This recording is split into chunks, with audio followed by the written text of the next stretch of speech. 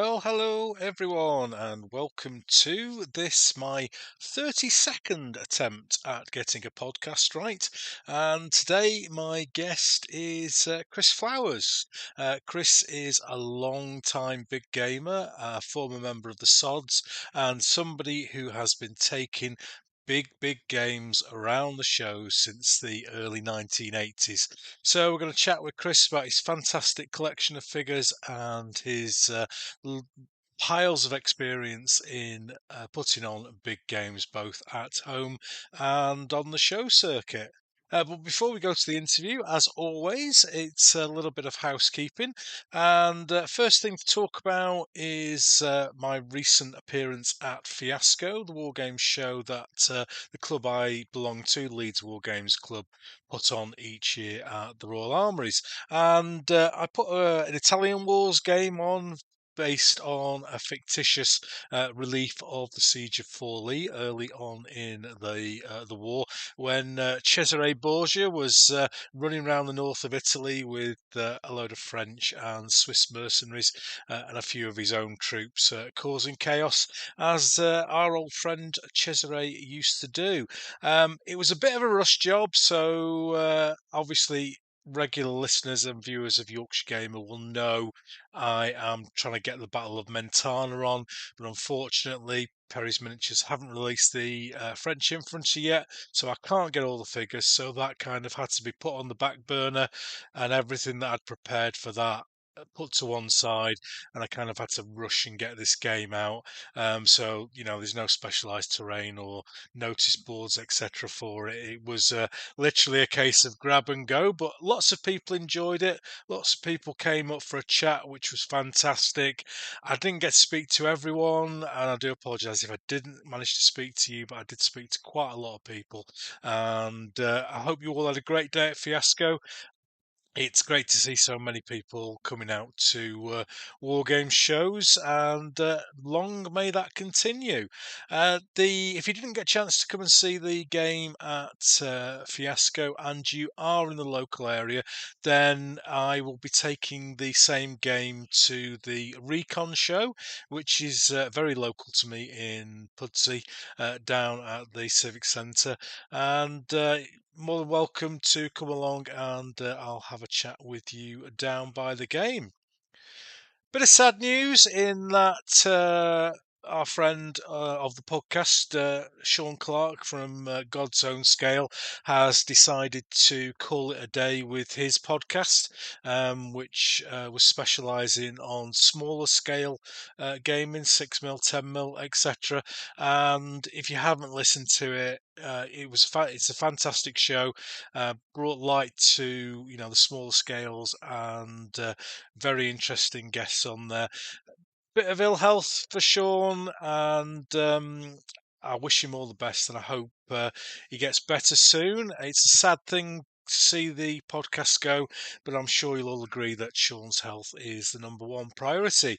Now, I hope I'm going to be able to persuade him to stay on and do the Brews in the Binyard episodes with myself and Alex. Sean was part of that trio, and very much made those shows the fun episodes that they are. So hopefully Sean will do those. Maybe not the Christmas one, but summer. I'd love to have him back on the air, even if it's just twice a year. That would be better than nothing. So if you're listening, Sean, all the best, mate. I hope you get better soon, and I hope to speak to you soon. So, moving on to the podcast itself, my interview with Chris. Now, this was done in person. I've actually got off my backside and gone to visit somebody for the first time in a while. And I'd picked up some Lavalier mics, sounding all posh now, which are little condenser microphones that they use on TV interviews. And surprisingly, they work quite well. It's never easy to do a live interview face to face, and I have a massive appreciation for sound engineers now, having done a couple of episodes this way. So with anything in person, it's less controlled than a uh, online interview. So there's rustling of paper. I think I knocked a slat off the chair I was sat on one point, and then somebody started cutting a hedge outside, and I've cut as much as that as I can out, but just bear with me when it comes to that sort of thing. I'm sure the sound quality is as good as it's going to get for now. But as I said at the start of this, it's my 30-second attempt. You'd think I'd know what I was doing by now, but there we go. So, without further ado, let's do interview.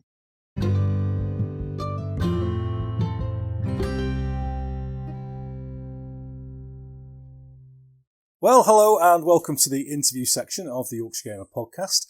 And in this episode, I've done that rare thing and I've actually gone on my bike and travelled to visit my guest. And that's something I haven't done since I visited Pete Morby of Elite Miniatures way back in episode 9.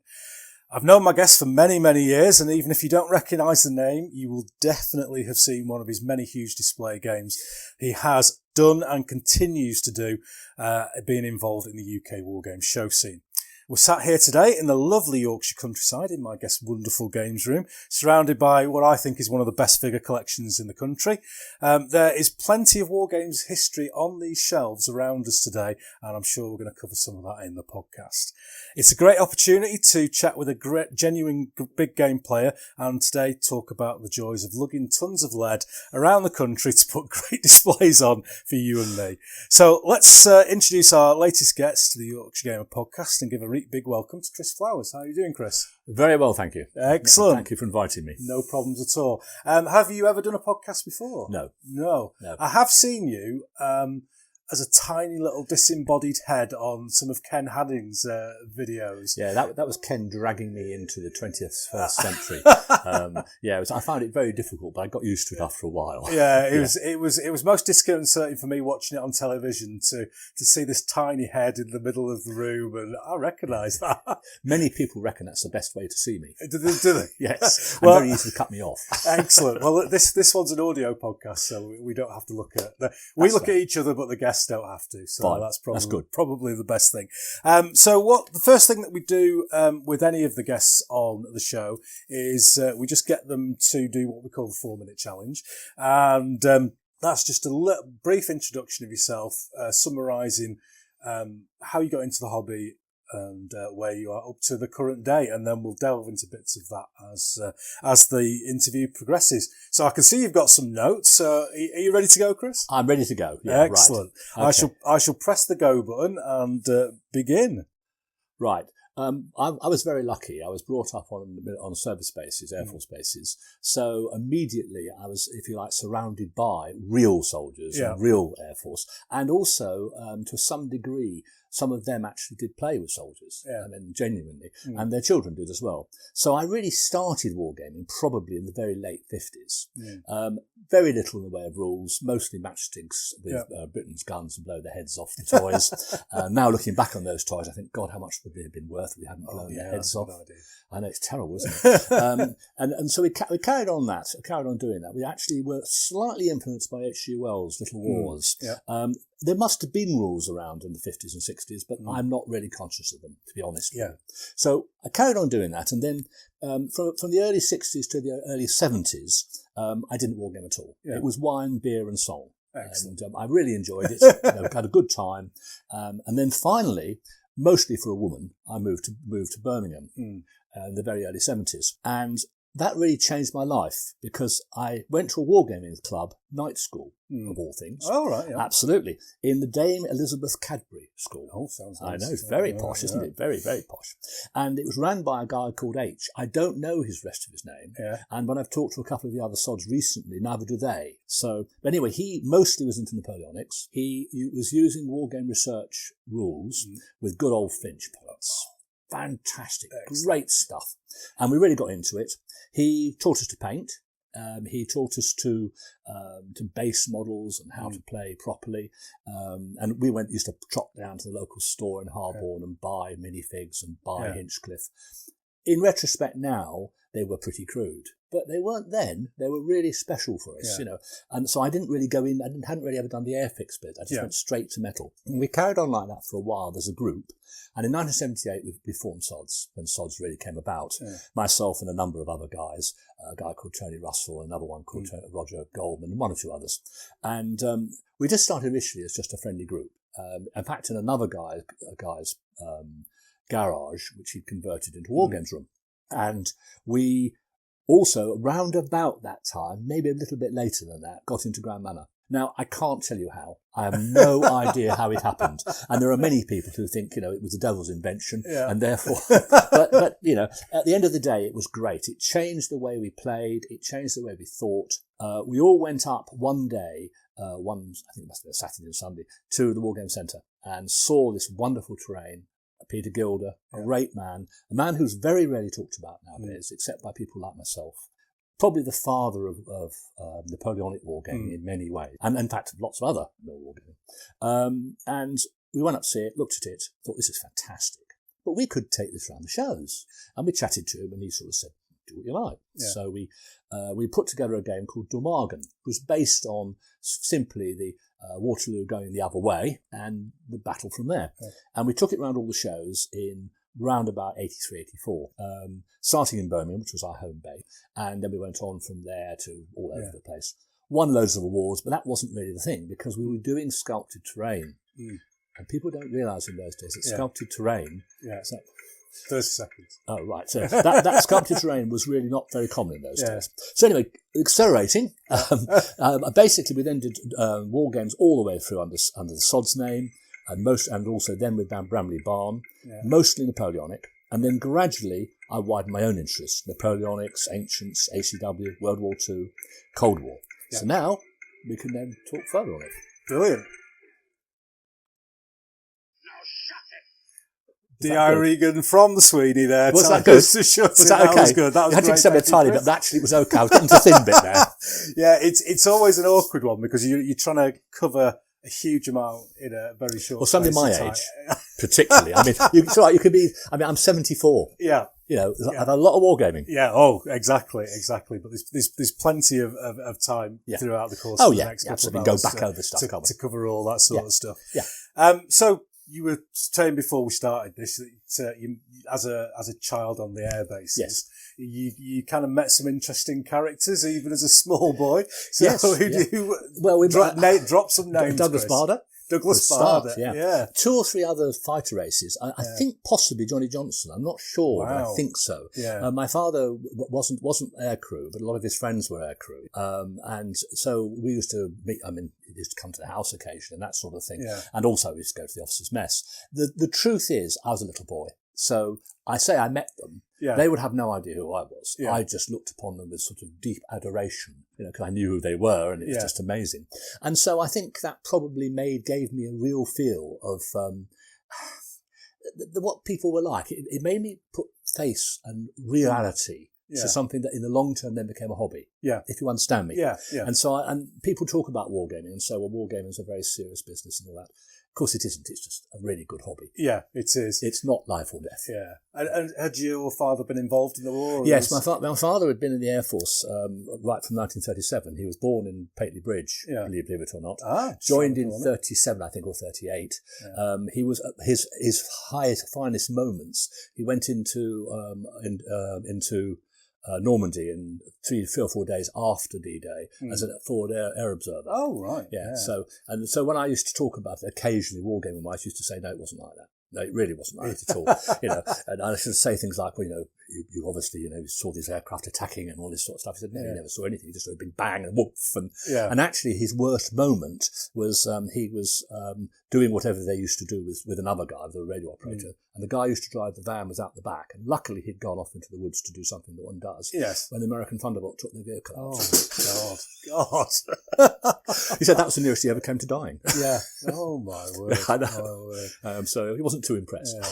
And do you think that involvement with the military at the early age was kind of how you got into toy soldiers? Yes, I'm sure of it. You see, because we all had, or most of us, all the people there at the school and actually on the base all had military parents. Yeah. Mostly Air Force, the odd soldier, the odd army. We all had toys which we played with. We all had military toys. We all had dinky toys, all that sort of stuff. And we did a lot of playing. I mean, and we really enjoyed it. It was really good fun. And it wasn't really until I went off to boarding school, and really at that point it was a bit dislocated because they didn't have a Wargames club. Yeah. But I think it gave me the love of the whole thing. And funnily enough, I went back to it. I did a demonstration game at Newark, a Cold War game, based in 1960-something, and everybody laughed at me, and I said, well, it's because I was there, I actually know what it was like. Yeah. You have memories of I have memories of the trucks driving around and the soldiers on the corners and all that sort of stuff. Yeah. So It's good to see, because I know I've got friends, for example, who are farmers, and their kids have farm toys. Yes. So for a military child, from a military family to have that, it just makes perfect sense, doesn't it? And I look back at all those Britons, as I said. Thank God. There'll be a few quid there. There was a few quid, And I mean, not only that, because you used to move house every couple of years. I think all those gardens full of ancient dinky toys, which we just got lost there. What happened to them, I have no idea. So. And your first introduction there, you talked about the firing matchstick stage. What can you remember your first actual, in inverted commas, proper wargaming? Yeah, I think. Probably it was almost certainly World War II stuff. Yeah. Because, we're talking now, when I was in Germany, it was from 56 to 57, 59. Yeah. So it was still very fresh. The Germans, the military didn't even exist when we first went out. And so, I mean, we played with, tanks and things, and we actually had basic rule, but I don't know really how we came about those rules. Yeah. It's all faded in a bit of mist now. Yeah. As I said, H.G. Wells certainly had an influence on us, but I certainly don't know any more than that really, except for the fact I can remember talking about Centurions firing at something. The only thing you could do is you could buy some German toys in those days in the German shops, and so though they were very denazified, they were genuinely German tanks and things. Yeah. And so I suppose at that point we started to think about that and to do it. I think you mentioned earlier on before we started that there were a few German veterans kicking around. There were, there were. I mean, I'm trying to remember exactly when the German Air Force was reconstituted. I think it was 58 or 59, and I mean, I remember my father who brought home a guy who became a very good friend of his, who had actually been in the Luftwaffe and had flown many missions and shot down probably quite a few British aircraft. But they were all friends, and I think there didn't seem to be any animosity between them all. I think they all, sort of basically got on well and seemed to get on very well. I think because they had common experience and because it wasn't quite the same as slogging away and having people shooting bullets at your head. Yeah, and I think it's a nice thing to see, and I've seen it in numerous videos of veterans from both sides. I was watching a naval one recently. They've had that common experience, and they're able to see past their hatred towards each other at the time, and we're trying to kill each other here. It's all over now.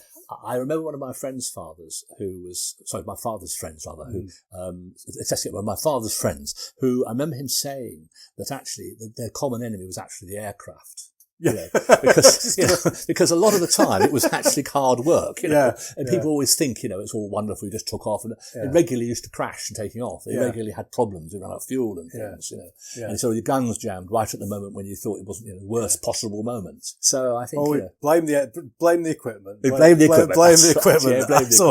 Yes, absolutely. Well, I didn't know enough to argue at that point. Yeah, exactly. And we'll talk about in a great deal of detail about the big games and everything as we go through the course of the day.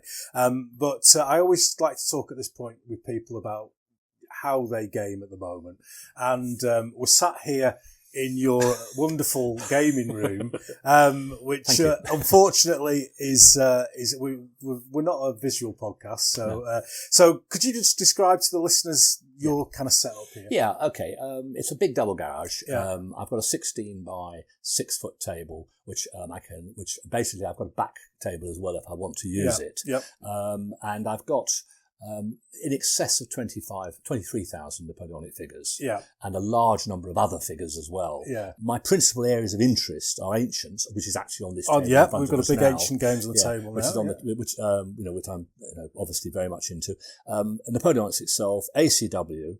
World War II, which I've got a very large collection of, and also, funny enough, Cold War, 1946 to 70, because once you get into the anti-tank guided missile, beyond the original ones that used to veer all over the place and blow yourself up, they were not so interesting. So, and I play on a Thursday with a small group of guys. I'm very, very lucky. I've got a group of them, including myself, of 10 guys who I've known now.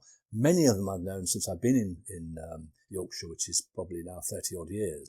And they play almost everything. Well, every Thursday I'm here. And we play sometimes on Sundays. Yeah. And the Sundays is a different group. So Thursdays is what I think most people recognise as classic wargaming. It's big games, modulated by a series of rules that we all know. Yeah. Some like, some don't like. So Hell Caesar, Grand Manor, those sorts of things. But on Sundays, we tend to do different things. So, for example, at the moment, we're working our way through Roger Castle's Russian Civil War. And we're going to play a big game here. Yeah. We've been playing small games at Steve Shan's house, and now we come here to play that. And so I tend to open it for things that we don't normally play. And the group is quite different. A few people who bleed over the Thursday games. But the age of the guys who I play with on Thursdays is probably 60, 65.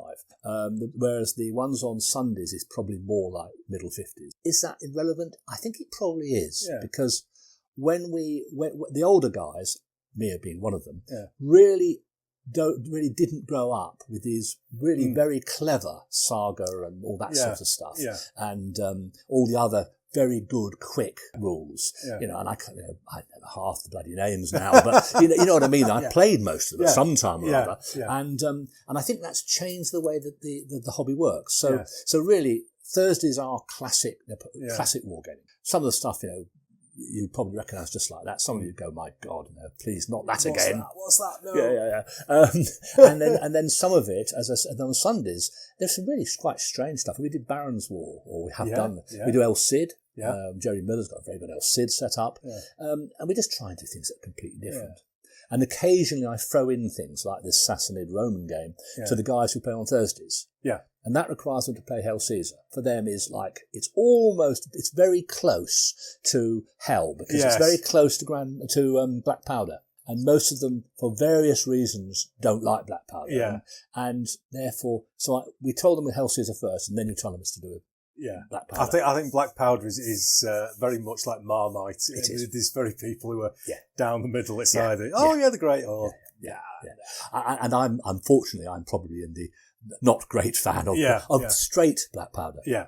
But I've played Black Powder with a number of alterations, such as Hell Caesar, and I can't argue it's very clever. Yeah. My only real hatred, not hatred, but area of I don't really enjoy much is card-driven games. I struggle with card-driven, and that's my age. And the only other thing I don't play, by the way, is science fiction space. Not had a go at that. No. I've had a go, yes. Yeah. Oh, I've had a go. But it's just not me. You could be very polite and say that the Sunday lot don't go to church. So true. Yeah, I don't think many of the Thursday lot do either, actually. No. Well, certainly Malcolm Taylor doesn't. No, he'd be a Saturday man, wouldn't he? Yeah, exactly. Yeah, absolutely. But no, you're right. I think you're absolutely correct. Yeah. And I think you're absolutely right. And so here we are sitting in the room. I told you about the table. I've got a vast amount of buildings. I was very, very lucky to know a guy called Mike Saul. Yeah. Who many people who listen to this podcast will know. Yeah. He used to make fantastic handmade buildings, and behind me also below the figures. Yeah. And I've got them in 20mm and 28mm. Yeah. And so I've augmented them with a number from Steve Shan. He's done a few as well. Yeah. Because I'm a great believer that a game is as good as the terrain it's played on. That's very true. Very true. And if you can get good buildings, good trees, good terrain, and actually this game we've got on the table here is the first time I have ever used a mat. I've never used a mat before, and now I'm sort of thinking, I've got all these great lumps of bloody terrain, that weigh a half 100 weight, and I'm getting a bit older now. Maybe I should be thinking about getting some war mats in different colours. I've gone down the mat route for that very reason. And I'm sure we'll talk about carrying these sorts of stuff around. We certainly will. Certainly. That's definitely going to come up.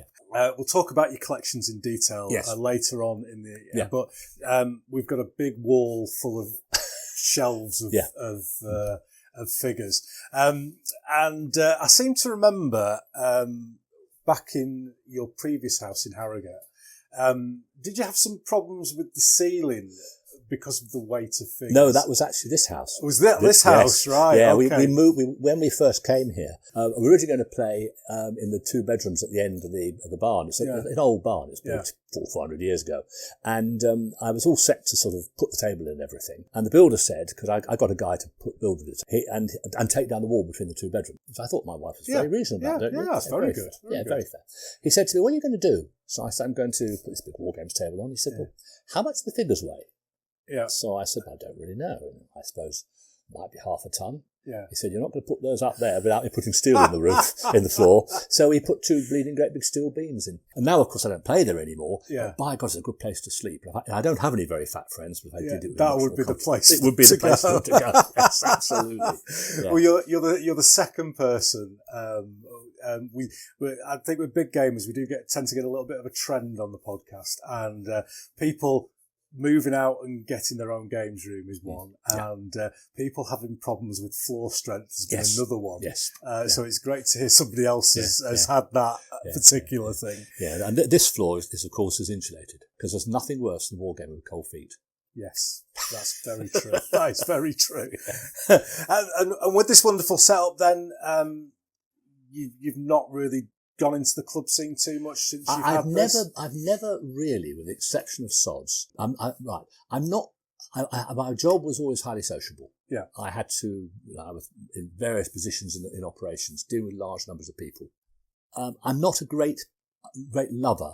Groups of people, unless I know them well. Right, yeah. I'm though people don't believe it, I'm a fairly private person. So if you want to come play here, you get recommended, and we meet you, and we decide whether we like you or not. And it's not anything to do with anything other than I'm just not particularly. I'm very choosy about who I play with, and I have belonged to clubs. I didn't actually belong to Leeds, and I think, as I said to you earlier on, we did a war game there, a demonstration game in sort of 83, 84. So it was really in the early stages. Yeah. And I did belong for a short period to South London Warlords, but only a very short period, and I belonged to a club down in Swindon. But really, S.O.D.S was the only thing I really belonged to properly.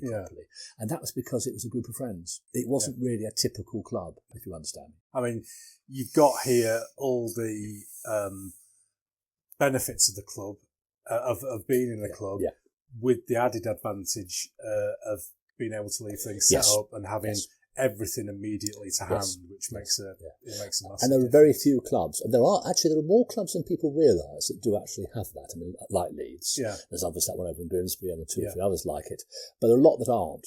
Yeah. A lot have to set up in a church hall or a hall of some description. And so if you set it up, it's got to be up for 2 days. If you want it up for 2 days, then you've got the risks of the figures and all that sort of stuff. And it restricts the way that you can game as well. It does. Yeah. I mean, it does make you, it's also a social gaming. I always say to people, this is social gaming. We start at 10 o'clock in the morning, but actually we don't. We start at 10 by the time we all had a coffee and said hello. Lunch is anything from, depending on how exciting it all is, it's anything from half an hour to an hour and a half. Yeah. Depending on the political situation and how entertained we are generally. and then finishing any time from 3:30 to 4:30. And it's social. It's actually, I like all the people I play with. Yeah. They're all very different, but I like them. Yeah, I think that's a great way of thinking about the game as a social thing. It is. Not saying that you're old, you've given your age. I don't mind being old. But what could summarise what you think are the main changes over the hobby since you've been involved? Well, the first step has to be the miniatures themselves. Yeah. There is such when I think about the minifigs I started with, and the Hinchcliffe I started with, which were the epitome of the best figure in those days. Never mind things like Hinton Hunt and that sort of stuff as well. I mean, apart from tradition, which were quite outstanding sculpts, most of it was fairly basic. And also it wasn't greatly painted. Very hard work getting the uniform detail, and it's gradually changed. Now the figures are beautiful, they're lovely animations. There are some great figure manufacturers out there, and you know, people like Perry's, people like Pete Morby and Elite, loads and loads of them.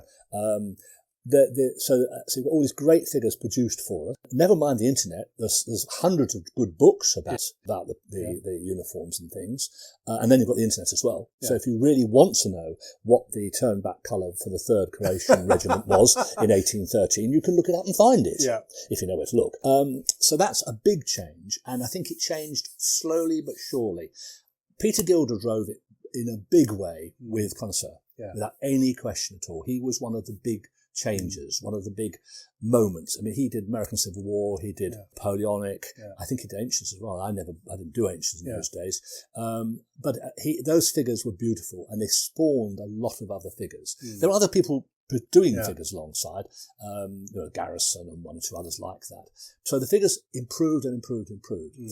Because of the information on painting, the quality of the painting got better and better. The modern artists, of which I number you as well. Oh, that's very kind of you. are really, you know, they're really, really good. And when you look at things that somebody like Doug Mason or Pete Royal or even Steve Shannon at his best, I mean, because he's, you know, really good painter, they're outstanding. They're so much better. The only bad thing is when I'm getting old, I can't see the detail anymore. So, you know, so I think that's really, and I also think 28mm was the big thing. Then we went to the 15 for a period. I never did. I just carried on doing 28. And then that sort of almost excluded 28mm for a while. And then we moved, or 25mm. Then we moved on into a range of different sizes, 6mm and all that sort of thing. And I think it all changed the way people thought. The other biggest difference, I think, is that when I started, and for many years when I was doing, if you wanted to do a game, it took you a long time to research it. Do a lot of research. You had to get the army lists right. People knew a lot about it as well. So if I did a demo game, people would come and ask me about the army list, and they'd talk to me about it and say, well, why are you doing that? Why are you doing this? There is a tendency now for to be available a lot of spoon-fed stuff. Now, I don't know whether that's good or bad. It's good because it brings in the youngsters. I'm not so sure I read things on the internet and I see things like people saying, well, you know, and how many figures should I have in my French infantry battalion and what colour is there? I'm thinking, no, come on. Come on, guys. You know, that's straightforward. I don't mind. I mean, I've asked some odd questions myself, you know. What was the turn-back colour for the Illyrian regiment? You know, because how the hell do you find out? But I do think it was much harder work. That's not to say it was better, it was just different. And I remember doing research for big games, and we did a lot of big games, and spending a lot of time, a lot of effort, having to work out what the hell was there. And the other thing was the availability of the range of figures. If I want something now, whether it's a Hessian or whether it's, I don't know, just a standard Frenchman, they're all available. They're all there. Everything's available. And there are small companies making everything. In the days when I was doing, certainly in the 80s and probably most of the 90s, you had to do a lot of converting, a lot of painting, a lot of changing of things to get what you actually wanted. That makes sense? Yeah, it does. So that's really the big change. It's still got the fantastic hobby that it is. People still get enthusiastic, people still love it, but I think it's maybe slightly more technocratic as well. I can see what you're saying there, definitely. Good. The final section of the first part of the podcast, we talk about something called the Venn diagram of wargaming. Oh, right. Okay, so I've got to take you back to your early maths lesson. Oh, dear. They're pushing me now, mate. That's a bloody long time ago. So I've divided the hobby up into 4 different sections. And that's wargamer, painter, collector, and historian. So how do you see those 4 parts of the hobby fitting together for yourself? Right, well, for me, I'm not a painter. I explained, I think, earlier on, I never was a great painter. And I have to say that, because some of the people who are listening to this know that. Unfortunately, I had a detached retina in 89, and that finished off my career. And I had no wish to go back and paint, really. So I'm not a painter. That doesn't mean that I don't have loads of books about uniform colours and things. I do have. And, but I see them, for me, it's the history. I've got a very substantial library of books which I keep, which I've had for many, many years. Some of them very good books. So the history starts it for me. Then it's the collecting of the figures to do whatever it is, and then it's the playing. Now, I'll give you an example if you'd like me to. Yeah, sure. Right, let's take Leipzig. Yeah. Now, next year is Leipzig. It is, yes. 1813. Yeah. Well, it's 2023, but it's a narrow. Yeah. So I have a lot of Napoleonic figures, but I've spent a while in the last 2 years looking at my forces, looking at the gaps, and going, if I want to do a game with a level of reality to it, and that's not reality in real reality, it's reality as in looking at the table, then I need some of this, or I need some of that. Yeah. Now, somebody once said to me, no, you don't need, it's want. And of course, he's right. He's absolutely right. But I think everyone listening to this will know that it really is need. Yeah. And I'll give you a really good example because you've actually seen it in action. Yeah. I have a Zastra Cuirassiers, Saxons, and I also have Garde Corps, which I've used for Borodino and the Russian campaign. When you get to 1813, the Garde Corps had gone. They went back and they were replaced by the League Cuirassiers. Yeah. Now, a lot of people would simply use. I'm just mad. People call me a maniac. So I've just recently got one of my friends, Jerry Miller, to paint me and convert a beautiful unit, a beautiful regiment of League Cuirassiers. So I can. And they are beautiful. I've seen them. I can agree with that. Thank you. But do I need them? No, of course I don't. Yeah. Would anybody ever come up to the table and say, "My goodness, you shouldn't have those on the table"? Well, actually, they might. We'll talk about that later. Yes, those people are out there. They do exist. They do exist. So I think that's really that's me. That's my, I will spend hours researching battles, researching the army lists for my own library, all the way through to the internet. Yeah. To make sure that the composition is correct, to make sure that, and also, of course, you have to scale it. You know better than anybody does because you do them as well. Yeah. It's all about scale. You can't just take the figures and go, okay, we'll just divide it by 10% or 25, 50%. Because if you do that, then you end up with some beautiful units you'd like to use, you can't use. So you end up fiddling the system to make it so you can use, and we've all got our favourite figures we must use. Yeah, of course we are. Yeah, so that makes sense. Yeah, perfect. Is there, obviously, we can't deny you're a collector. I'm stood in front of all these huge trays of figures. But if you didn't game, do you think you would still collect and read the history? Is it a complete circle? It's a very interesting question. Yeah. Very, very interesting question. I did the history. Always. Yeah. I've always been interested in military history. Again, of course, it has to come back to my father and and his friends and the fact that and so I started obviously with histories of the Second World War, histories of the Battle of Britain and histories of the Air Force. But then I've moved into, particularly I had a friend at school, in Larbrook whose father was a major in the army. And he'd been in the Second World War as well. Yeah. And I think he was something like one of the Lancer regiments, which I have no knowledge of which one it was. But anyway, and so he was very, very much in touch, the army, the British Army and what they'd done. And he converted me to reading a lot about that. So I became really interested. So I would have done the history for certain. Would I have collected the figures? Do you know, I have no idea. Because it never, ever really became it's never a question I never really got into because I was doing the history and then as I explained, I went and started wargaming and then of course the figures come next. So I don't know. I like having my own figures. I love going and playing with people's figures.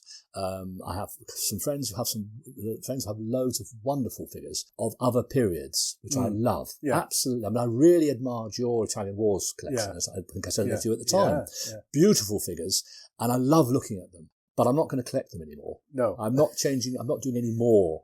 Yeah. If you understand that. I can't. We reached that period where there isn't another huge project. No. I don't have any intention at all. So I think the answer to your question is I really don't know. Yeah. I just don't think I would just have put them on a table, put them on the wall and just had them collecting dust. I don't think. There's a joy in the gaming. There is. I do like playing. Though people will criticize me, comment. I don't play that much. I tend to do a lot of refereeing and game setting up, but I do get to play. Excellent. So I do play and I love playing. And in fact, I've played a lot more in the last 3 or 4 years. There's a couple of the guys who come here now who have games. This guy called Richard Lawrence who's introduced me to all sorts of things like Clash of Eagles and things, which I've never played before in my life, which I've really started enjoying. Yeah. And Roger I've always played, and Steve Shannon's got a small games table, so I go over and play with them, and I'm playing things I've never played with sharp practice and that sort of stuff. Does that make sense? That's brilliant. Yeah. Well, thanks very much for that. That's a great introduction. We shall draw a short break for our audience, and we'll come back in a second with the second part of the show, which is about big gaming.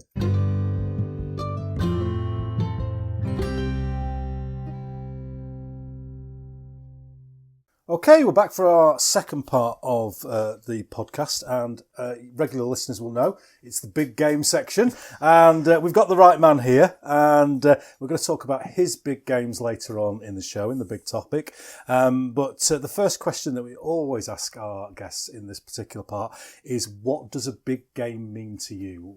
Right, it's a way of displaying the hobby as best you can. We've always tried to do it using existing wargaming terrain and figures and buildings and things. So it's aimed to show people what you can achieve using stuff that's being played on a regular basis. That's the first thing. So if you like, as a display window. The second is to give people the opportunity to talk about it. And the more they talk about it, the better. Now, as people who know me at all well will know, I have always been the face of the hobby, of the games. I always tend to walk up and down talking to people. And what you're trying to do is you're trying to explain to people what we're doing, why we're doing it, where they can get, and you get simple questions like, where do I buy that? Where do I do this? Where do I do that? And of course, as long as you've been around a reasonable period of time, you know the answers to all those questions. And if you don't know the answer, one of your guys does. And even the ones who sit with their backs to the audience, with their head on the table, I think we both know what we're talking about, you can still get them to get quite excited about how to dry brush if you give them a chance to. So that's a really important aspect of it. And I think probably it's really just, and also there's also an opportunity to show history. So I'm a Napoleonic buff, and I think most people know that. That's what I'm really into most. And so for me, it's like showing people how how Napoleonic wargaming looked, how it played. Of course, it's not like it really was. We all know that. Apart from anything else, they didn't march around in the uniforms that were all beautifully painted in. And also lots of heads missing and that sort of thing. The nicer side. The nicer side. So, but it's nice to do that, and also you're able to do historical games and able to explain how they fit into the overall picture. So I think that's the main thing. And what then drives you as an individual to do big game rather than anything else? I've often wondered that. I think initially it was to achieve. Well, there has to be a little bit of vanity. Yeah, of course. And there's no doubt. I mean, I remember somebody writing on one of the Facebooks, that these people who do demo games are a load of vainglorious bastards. Yeah. Well, okay, I'm a vainglorious bastard. Yeah. It's really nice to put on a game which looks good, which has got your lovely figures on it, which people can say, so that's nice. Really, it's the rest of it that goes with it. And you mentioned in the first part very much about friendship as being part of that thing. Yeah, I mean, with the days of the S.O.D, when we did Sheffield Triples and Fiasco, they used to come stay at my house. So I used to have, my wife is a saint. I mean, when Sheffield Triples, we used to have like 10 people, 12 people sleeping in the house. Yeah. We used to go down the Spacey houses, which is long gone. Yeah. And have a meal together. And we'd have people sleeping all over the place. Good friends and good company. It does that as well. I think the other thing it probably does is keeps you in contact with your friends. Yes. I went to Fiasco this year, as you probably know, and I didn't do a game there, which is the first time I haven't done a game there, I think, since God knows when. And I actually found it quite difficult. I had to go and seek out people I wanted to talk to. Rather than them coming to you. Yes.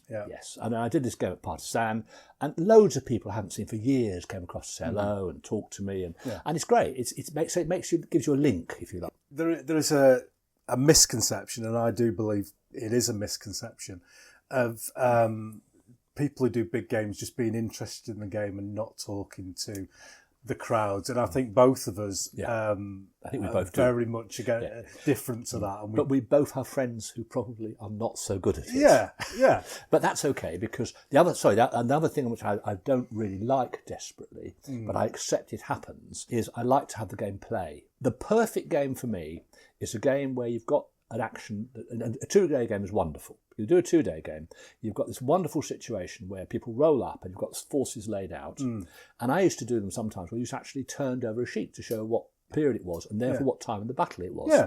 And also what was actually happening in the real battle and what was actually happening. And you get people come back and talk to you and go, my God, is that really happening? Yes, it has, really has happened. Yeah, because it can be a difficult ball to juggle between having the game moving and keeping in with the people coming up and asking the questions. I used to say laughingly that I used to give out sheets of paper like there were no tomorrow. Yes. In fact, I must have given hundreds of the bloody things.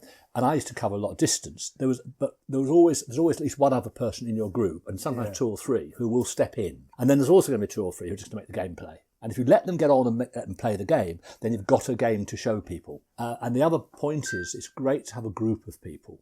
You can do it with 2 or 3 of you, but it's hard work. Yeah, you got 10 people. You can have 2 or 3, a couple of people talking to the public. And then you try not to let people get... one of the problems with Wargamers is occasionally they take it too seriously. I mean, I'm sure we don't, but occasionally they do. I'm sure other people do. Yeah, they do. And I always remember this because I took my wife around the Birmingham show, my present wife, Mrs. Flowers, and she'd never been to a Wargame show, about Wargame at all. Took her around and people were talking to her, and I was telling her how serious it was and how really, really serious it is. And we got to this fantasy game, and there were 2 guys who looked as they were just about to take up, just about hit each other.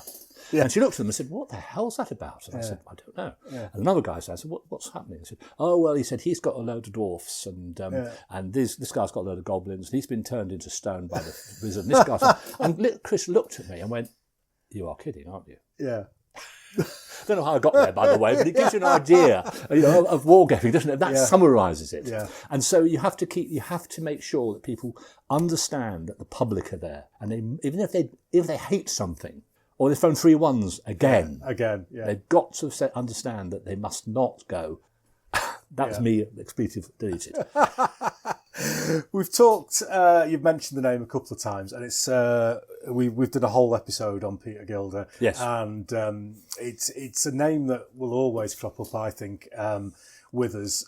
So, did you meet Peter? Yes. Yeah. So, just tell us your memories of. Well, I mean, I didn't spend a great deal of time in his company.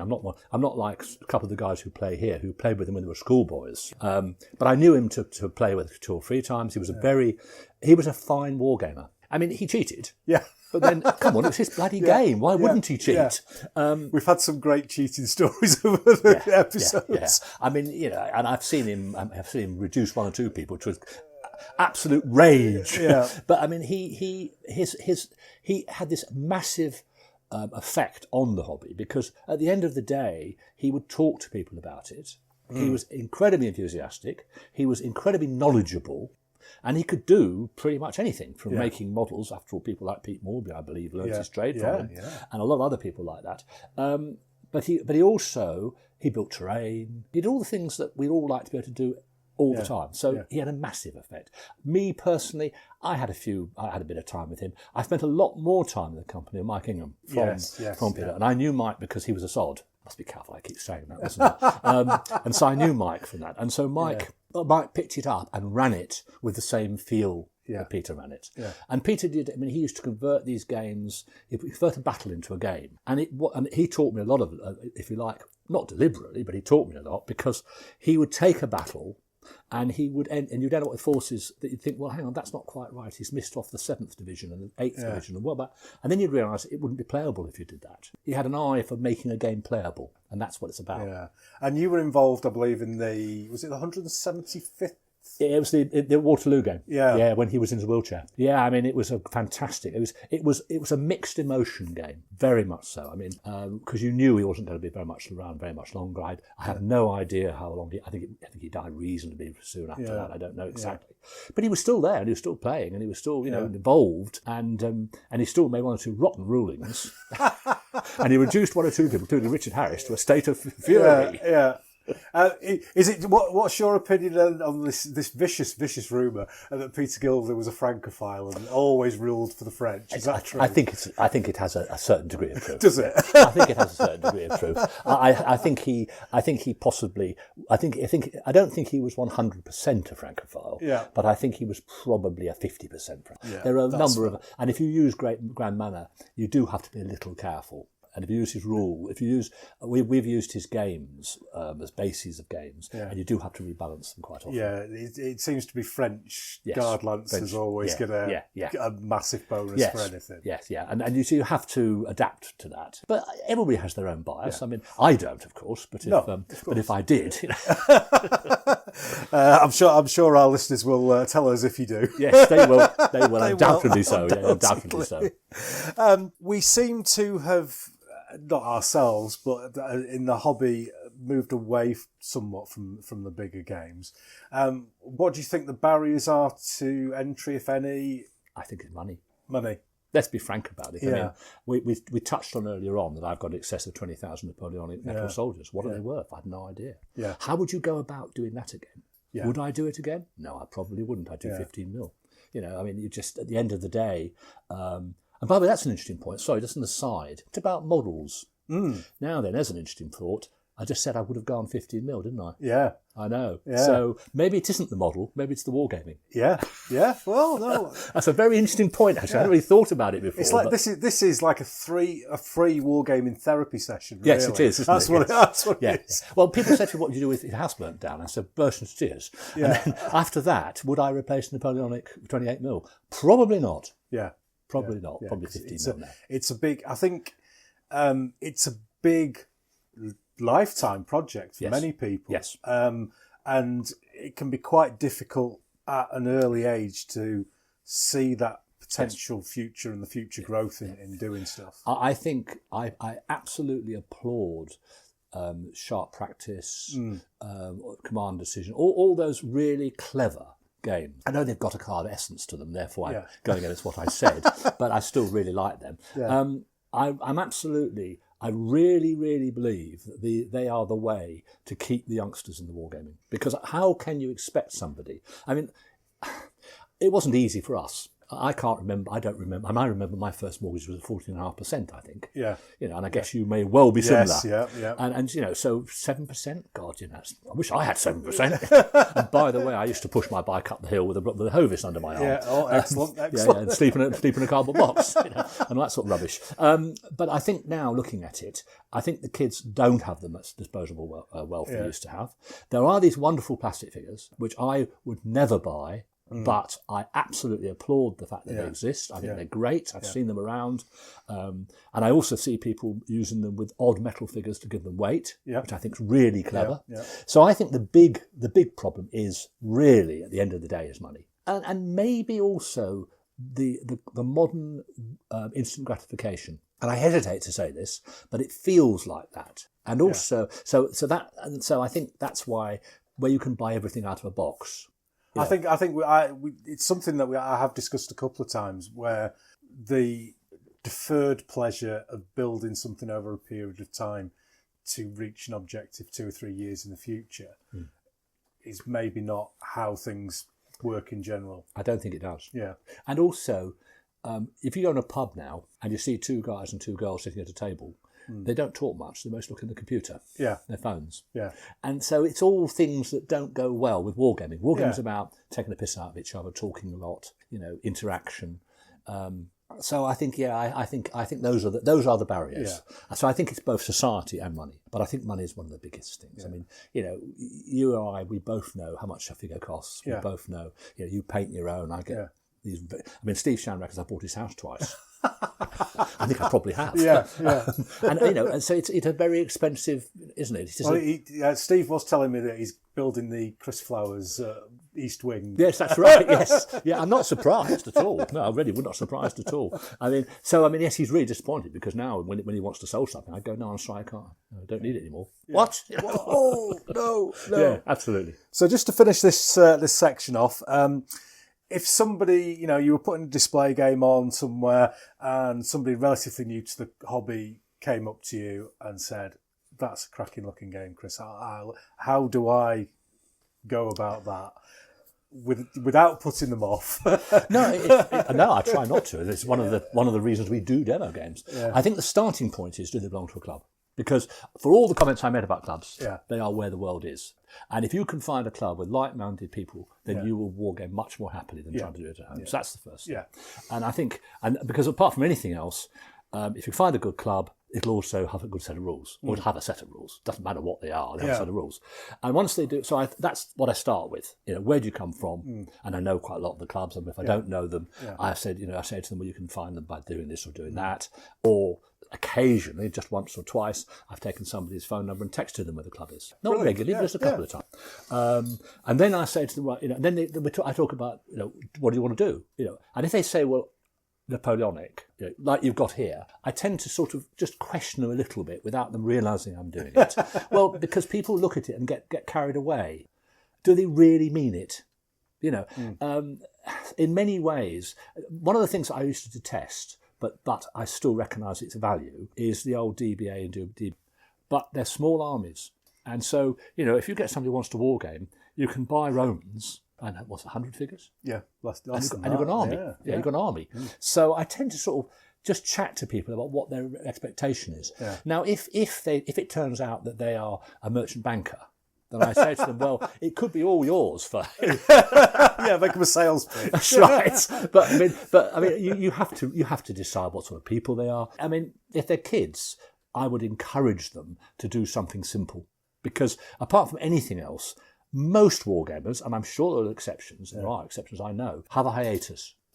Don't they? They have this gap when they get to the about lost years. 16, 15, 16, 14, however early they mature, to end of children, first lot of children, end of first marriage, all the other things that sort of go, and that sort of lost bit of 10, 15 years. So if they're on that side of the 15 years, that's the right-hand side, then I'm happy to talk to them about big games and all that sort of. If they're on that side of the 15 years, the left-hand side, then I tend to say to them, well, why don't you go and why don't you look at things like, sharp practice and that sort of thing. Yeah. Brilliant. Well, thank you very much for that. That's another great Big Games chat on tape. And we're now going to move on to our favourite section for the audience, if not for the guest. It's our quiz. Oh, God.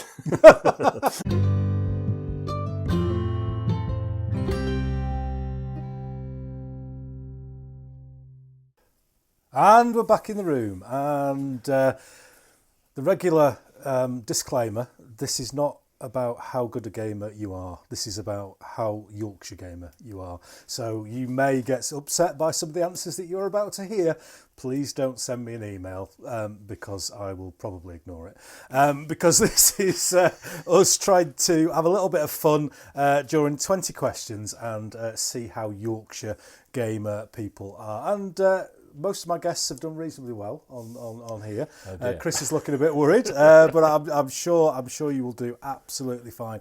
And as always, to people from outside Yorkshire, there is some dreadful regional bias in some of these questions, and I am completely unforgiving in that. So, are you ready to go, Chris? I am. Most answers are either yes or no, or one or the other. So don't give me any of that down the middle rubbish. We're sat in Yorkshire. It's yes or no. So, question number 1: go big or go home? Go big. Go big. You don't paint, so you might struggle with this one a little bit. But contrast paints, are they great or a gimmick? From what I've seen of them, good. Okay, excellent. You're choosing a paintbrush. Again, you don't paint, but would you choose Winsor & Newton or Yorkshire-made Pro Art? I'm sorry to say Winsor & Newton. Oh, sorry. Well, you want the truth. Well, you're losing your money there, son. You're losing your money. That's all right. Made in Skipton. Question 4. 96 figures. Would you consider that an army or a pipe block? A pipe block. Pipe block. A small pipe block as well. Yeah. A 6x4 table, is that big or small? Small. You're preparing a game. Would you go for a points-based army or a historical order? Historical organisation. Yeah, excellent. Another painting question, I'm afraid. A wet palette or an old bit of MDF to mix your paint on? I'd paint terrain. Yeah. Old piece of MDF. Oh, brilliant. Brilliant. That's what we like to hear. If you were undercoating figures, or I know you get painters to do stuff for you, do you prefer a black or a white under? Generally a black. Generally. Excellent. Doing very well. Doing very well. Shaky start, but we're recovering. We're recovering well. You're offered a drink. Would you go for Yorkshire tea or a dirty mucky coffee? Yorkshire tea. Yes. Every time. Can you sell the regional bias in some of these questions? It's very cleverly disguised. It's fine. Question 10. Wargames units. If it's historically accurate, do you prefer them tightly packed or socially distanced? I personally like them tightly packed. Excellent. Nothing better than a tightly packed unit. You've got a choice: a 2-hour club game or a weekend monster game. Weekend monster every time. Yeah, every time. This is the Nick Skinner question.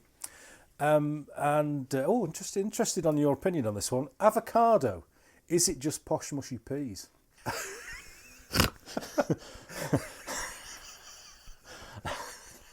No. I quite like avocado. You quite like avocado. Yeah. That's a shame. I like mushy peas as well. Yeah, well, no, that's fine. That's fine. Question 13, and this is what's currently known as the universal question, and everyone in all episodes has answered this one way, so there's no pressure on you here, Chris, but I don't think you're going to rock the boat here, but we're going to ask the question. So that's round dice, spherical dice. Are they allowed or banned on your table? The only ones that aren't square are percent dice. So definitely no. No. Excellent. No, banned, no. banned, 100%. Yeah. Somebody tried to roll one on Sunday at Fiasco. Oh, right. Banned off the table. Very good. Off Excellent. the table.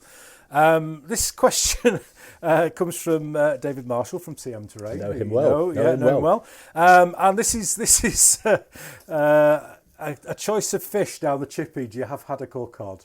I've had it. Haddock. And old school, do you like a good table in a set of rules, like a casualty table or something along those lines? Yeah. Like old school. I like definitely. that. Old school. That's what we like to hear. Come on, Grand Manor. Yeah. I don't think you're going to, looking at around the room, I don't think you're going to get this one wrong. 28mm is king, yes or no? Yes. Yes. Unpainted miniatures allowed on the table? No. Yes or no? Never. No. Never. Excellent. That's what we like to hear. We're on the back end now. Only 3 questions to go. I'll just open my jumper to reveal my Bradford City shirt for the next question. Bradford City or Leeds United? Harrogate. Hey! half a point for being cheeky. I don't think there's any doubt with this one either, and that is Yorkshire or the other place over the hill. Yorkshire. Yorkshire. Belong to Cricket Club. Excellent. Yeah. And question 20. Games Workshop, are they the work of the devil? Yes or no? I suspect they are. They've actually spawned some great people. Yeah. But I'm not keen on this style. Brilliant. Well, thank you very much for that. That was another fun go through the 20 questions. Excellent. And just for that half point there I gave you for the cheeky Harrogate answer, 77.5%, which is very, very reasonable. Good. And it is in my regular upper quartile of people who take that quiz. So cheers for doing that. Good, that's a pleasure. And the final part of this third section is something that we introduced probably 10 or 12 episodes ago, and I didn't think it'd run for very long, but there are lots of things that people hate in our hobby, and I know it's all inclusive, and I know it's a broad church, and I know, but there are things that individually niggle us, and that's kind of this little section here is just that place for people to vent and go, I really don't like this. So it's based around room 101, George Orwell's room of horror, in which your deepest, darkest fears were placed. And it was turned into a TV show, and the guests would try and get the host to put their deepest, darkest horrors into the vault. So this is your chance, Chris, to get rid of a couple I think you've got for us. of the things that have driven you mad in the hobbies over the years. So let's have your first one and see if you can get it past me. Let's start with rivet counter. Rivet. As people know, I've been doing demonstration games since God knows when, and the one thing that absolutely drives me balmy is when people come along and they pick up, without even asking normally anyway, something we've got on the table, and they go, "Did you realise this hasn't got enough buttons?" Yeah. Or do you realise that this flag has got the 4th and it should be the 5th? Or did you realise those shield transfers aren't correct? Yeah. Now, and actually, the first time they do it, they normally get away with it. Yeah. When they come back and do it again, it's touch and go where the unit they're holding goes. Yeah, yeah. So that's my first, and I really do dislike it. Yeah. Greatly. Now, we've invented a phrase on the podcast in relation to this, and many Americans will say, "This isn't my first rodeo," for responding to people who are questioning stuff. And of course, we don't have many rodeos in Yorkshire. So the response to that now is, "This isn't my first sheepdog trial." No. So you're kind of saying, "This isn't my first sheepdog trial. I've not put these 20,000 figures on the table without having a reasonable idea of what I'm going." And the real truth is that often you're discussing things that has little or no real historical basis. Yeah. I've had a very heated argument once, a long time ago now, 10, 15 years ago, at Derby, the guy about a colour which he said was not the same colour as it was on the illustration. And I said, "Have you ever been to the Army Museum?"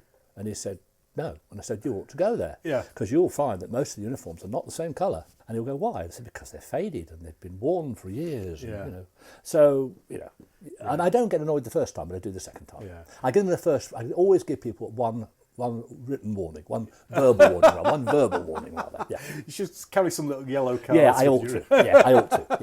Yeah. That would be a good one. Yeah. Well, I can't see there's no problems whatsoever with that person who questions your game that's taken you hours and hours and hours. Absolutely. But we'll leave the door to the vault slightly ajar, and I think you had a second one. I do, yes. And this one's I get really unhappy about the rule sets that don't have indexes. Oh, we can get behind this. Yes, we can get behind this. I have spent my life like most people playing loads of different sets of rules, and you get rules, beautiful rules with lovely pictures. And lots, and sometimes they have paragraph head. Well, not even paragraph. They have section heading. But that's not what I want. Yeah.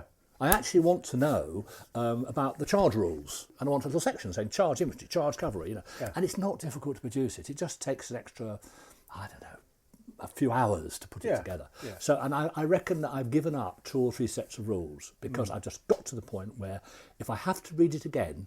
Yeah, it's going to drive me bonkers. Yeah, I can certainly get on board with this. Pickett's Charge are a fantastic set of rules, Dave Brown, if you're listening, because I know you do. Great, mate. I really, really like them. But put an index in the back. We were playing Pickett's Charge last week and really enjoyed the game, and we were trying to find out a certain thing, which situation a brigade would falter. Yeah. And then just trying to find where in the rules that definition was, and an index would be absolutely fantastic. Yeah. And I would use Hell Caesar, which I think are a wonderful set of rules. Absolutely support completely and play all the time. Yeah. They've got a big section at the beginning, but it's in large lumps. Yeah. And when you're trying to learn a game, you really need it in small lump. You really do. Gentle feeding. Yeah. Lovely. Well, we can hear the vault closing behind us now as another couple of entries go into room 101. Good. So thank you very much for that, Chris. It's a pleasure. And we shall have a short break, and then we'll come back to our final section of the podcast and the big topic. Right.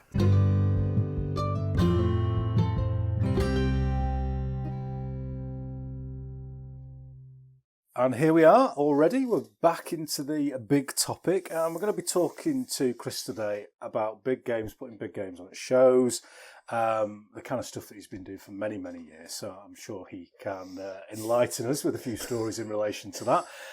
But the first thing I'm going to talk about is we've touched a bit as we've gone through the course of the podcast about collections of figures, and I'm facing Chris, and behind him is just like a wall full of some of the best painted 28mm figures going. So how have you gone from your first pack of figures to a wall full of 28mm figures? Right, okay. Well, no, it's a really good question because, and also, there's not a single figure in there that I started with. Yeah. Not a single figure. Yeah. I think it was a case of sort of gradual progression, driven by an area of megalomania, no question about that at all, but also driven by this continuous wish to put games on and therefore buy things to fill the gaps that I needed to do the games. And I think that's had quite a major effect on it. I was lucky enough. I always say to people that I've been very lucky. I've had a very well-paid job most of my working life until I retired. And that allowed me to buy what I really wanted within reason. My wife wouldn't be too happy if I'd actually spent the housekeeping on it, but she was pretty damn good about it. Yeah. And she's heavily into Marnie stuff and that sort of thing. Yeah. So it's okay. She spends there and I spend there. And so gradually I built up the collections from, and when I first moved to Yorkshire, I probably had about 3,000 figures. All, and included in that collection was a very large number of minifigs, 300 or 400 minifigs. And then gradually, as I progressed, I gradually just grew more and more. And now I've got to when I got to the stage that maybe 10 years ago, maybe 12 years ago, when I started recreating the armies for particular battles and therefore filling the gaps. We talked earlier on about Saxon cuirassiers. Yeah. So, and I've also been extremely lucky. I've had a number of friends, particularly Pete Royal. Don't know anyone's ever mentioned him before. Yes, great painter. Great painter. Yeah. One of the great painters. At his best, outstanding. So I've had him. He painted a lot of stuff for me, and that, by the way, started in Fiasco. Bought some figures off a Fiasco stand, just a few figures which he had painted for somebody else. Then somebody introduced me to him, and he very kindly agreed to make me out those into regiments. And now about half my cavalry are his. Wow! I know. So I'm very lucky with him. Yeah. I also, I would like to say, I grew up with Steve Shang because he painted for me in the days when his painting was okay. Now he produces what I would regard as a very good figure, and he's painted me tons and tons of it. And then on top of that, Jerry Miller's done me quite a lot, which I think you know, Jerry. Yeah. And I'm talking mostly Napoleonic at the moment, but it applies pretty much, though Pete Royal, as far as I know, has never painted an ancient in his life. Yeah. And I imagine he never would. Yeah. But certainly Jerry Miller does. Yeah. Steve has done a few. So I've been very lucky. I've had a number of gifted painters, which does make a lot of difference. So, and if you go back slightly at an angle and go to my late Roman collection, that I didn't exist 6 years ago. And then what actually happened was I got into it. In fact, what actually happened was Richard Harris and a couple of others got into using some particular set of rules whose name I can't even remember, which were appalling. They were not good. Yeah. But I really liked it. So not the rules, but the figures. Yeah. So, and I always fancied Romans. And of course, I hadn't at that point realised that they didn't have rectangular shields. They have round shields at the period I'm into. But I forced myself to read the history and understand it, and so then I gradually built it up, and then while during the lockdown, to Jerry Miller's absolute horror, I sort of chucked like 20 units rather of Romans at him and said, "Could you paint it with this?" And when he finished, I said, "And by the way, there's another 20 Goths." Yeah, and he's got a good sense of humour, so he just went on and painted them. So that's really how it all came about. But it was managed. I have never ever. No, that's not true. I have very rarely not planned with great care what I've got. So whether it's figures or whether it's the Cold War stuff or whether it's the Second World War stuff, I've got a very clear plan as to what I'm trying to do. Yeah. The exception was French-Indian Wars. Went into it because I loved them, looked like them, thought they were great, and then discovered that actually they're very nice to play using sharp practice for a couple of games. And I don't play things I can only play once or twice. So I sold them on and they got, that's great. On. Very rarely sell things. Very, very rarely sell. So have you built the collections up unit by unit, or have you ever seen a collection bought? I bought bits of people. So, for example, many years ago, 20 odd years ago, I bought a load of connoisseur figures, painted connoisseur, from a guy because he just had them and they were nicely painted. They needed touching up, so I bought those. There's a guy called Duncan Wright who I know quite well. I bought some French off him because they're nice and they're made up. And I needed. People laugh at this, and in fact they say, no, you didn't need it, they say we wanted. I wanted to increase my French infantry. People laugh about it, they go, increase your French infantry. but of course, you need a lot of French infantry. Yeah, you do. And I only had like 50 battalions, I only 70. So this guy had about a load, so we got them sorted out. So, but overall, I carefully think about it. So, for example, I'll give you an example. I decided I wanted a Württemberg army. So I did the research. What does a Württemberg army look like? What's acceptable, what isn't acceptable with it? Then I went and looked at the figures, and there was only one company to do the really good ones, and that's Front Rank. Yeah. Now, generally, I'm not a great fan of Front Rank. Yeah. I mean, they're little bit Dalek-y. Not desperately. They're great from a painter's point of view because of the way they're sculpted. Yeah. But they're not exactly well animated. Yeah. So anyway, I got them, bought the whole lot, did a deal with Front Rank, and then Steve worked his way through painting them for me. Got the flags and all that sort of stuff. And that's how it works. The exception to that was the French. I mean, I started with a core lump of French, and then I just added stuff as I went along. I went to the British very, very late. So what happened there was I bought this British cavalry from Pete Royal. I thought, well, if I'm going to buy some British cavalry, I better have British infantry. And then British infantry, and all better than Spanish. And what about the Portuguese? And have you ever bought a unit because of its history? Yes. Yes, I have actually, funny enough. Yes, I've got the Guards, the old Guard band. Yes. Which I bought from... I'd heard this rumour. I bought it from Mike Ingham about a month or so before he died. I went over to see him anyway because I knew he was dying. As I said, I was quite a good friend of his. Went across to see him and sat and talked to him for a while. And he said to me, I'm selling stuff off. So I said, have you got the rocket battery? Because I really like. He said, no, I haven't. I'm very sad. But you've got the Guard band. Yes, I have. Oh wow! So I bought it off him. Yeah. So yeah, I've got Peter Gilder's Guard band. I bought Fantastic. that, and that's about the only thing I think I've ever really been sentimental about. Yeah. Hey, somebody had mentioned that story to me, and I just wanted to confirm there you that. are. So it is true. That is brilliant. Yeah, it is true. Because I think, although I don't think there will ever be a War Games museum, no, there are certain iconic units. Yes, there are. And for me, it will always be the Italian War Gendarmes. Yes. From number 2 or 3 of miniature War Games. Yeah. The Peter Gilder ones, and I was lucky enough to play with those at War Games Holiday Centre earlier this year. So I just wanted to know whether there was one of those kicking around. No, it is true. It is true. No, it is absolutely true. And I should just say as an aside, because you can't see these, for example, we take Cold War. With the Cold War, remembering it's not very hot Cold War, 1970 finishing, so 50 years ago. With that, I started with Russian and British, but then I do things like I decide on Czechoslovakian.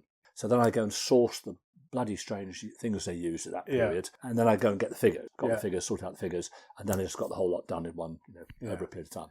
And has there been a time when you've not been able to get a figure or a model or a tank or whatever, and you've gone right and had it commissioned? Yes. I think somebody might have been telling you that. Yes. I do my research for these podcasts. Well, Pete Morby, yes, he did me very. In fact, he's still got them in his catalogue. The Young Guard Lancers. He did those for me, and we did a deal with it. So then he put them on the market. Yeah. And I think the Young Guard Tyrolea. I think that came the same way. We sort of did it sort of together. The Swedes, because he wanted the Swedish. He was doing the Swedes, and he wanted a horse battery and a foot battery, and I was going to Stockholm. So I went to the museum, took a load of photos, and then sent him the photos. Brilliant. Result: I got 2 batteries free. Excellent. Which was excellent. Very that's good a good deal. That's a very really good deal indeed. and the same with there's been odd things. There's a guy called Black Knight. Do you know of him? I've heard. He's pretty expensive, but he's very good. Yeah. Great converter. Yeah. So you can send him things and tell him what you want if you know him, and he will chop stuff around for us. So I've got 1 or 2 interesting looking things. So fantastic. And of course nowadays, with 3D printing, there's almost nothing you can't get. Even I'm tempted to do some stuff. I wouldn't now. Yeah. But I would have been 10 years ago, 15 years ago. Yeah. Brilliant. Well, thank you very much for that. Do you know your overall total? We've talked about 23,000 Napoleonics. It must be 28 mil, probably in excess of 30,000. 20 mil, absolutely impossible to know. Must be. I mean, like. I would guess I've got. Let's put it this way: I've got nine battalions of Russians, 9 battalions of British, 9 battalions of Americans. Tanks, guns, endless of them. I just wouldn't even like to guess how many I've got. Yeah. Though I do, because I'm sad. It's all indexed. Ah, very good. Everything's indexed. It's the same as my military books. I've got nearly 700 Napoleonic books, if you can imagine that. Yeah. So it's all indexed, all title by title, all done. Excellent. Because somebody asked me 2 or 3 years ago when I was a guest on the podcast, how many figures have you got? And I had absolutely no idea. Well, I'm roughly right. And I went away and counted them. Yeah. I mean, 30,000's a lot. Yeah, that's a lot, especially when, because is 20 mil the lowest scale that you've got? Yes. So I don't think it's more than 20. Yeah. So there's you're not chucking in 10,000 6 mil. Just Christ, no. No. I mean, that's 20. I mean, 30,000, 28 mil. Yeah. So, brilliant. Well, thanks very much for that chat about your collection. It is extremely nice. I can't argue with that. Thank you very much. And it's a joy. The times when I've been here, it's been a joy to play with them. So it's a great collection to have. So we're going to move on now. I'm going to talk about display games. And we've touched a little bit on a few of the topics, but we'll just go into a bit more detail with them. So do you remember the first time that you took a game to a show? Yes.